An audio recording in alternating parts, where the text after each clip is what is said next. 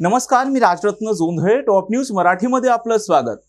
राज्यातील प्राचीन आणि जीर्ण मंदिरांचा जीर्णोद्धार करण्यासाठी महायुती सरकारकडून 71 कोटी रुपयांची तरतूद करण्यात आली असून MIDCने 71 कोटी रुपयांच्या 5 निविदा काढल्या आहेत. या निविदांना मान्यता मिळाल्यानंतर या मंदिराचं कामाला सुरुवात होणार आहे. राज्यातील 500हून अधिक वर्षापासूनच्या जुन्या जीर्ण झालेल्या प्राचीन मंदिराचा कायापालट करण्याचा निर्णय देवेंद्र फडणवीस यांच्या नेतृत्वाखालील महायुती सरकारने घेतला. यानुसार राज्यातील 9 पैकी 3 मंदिराच्या जीर्णोद्धारासाठी MIDCने 71 कोटी रुपयांच्या 5 निविदा काढल्या आहेत.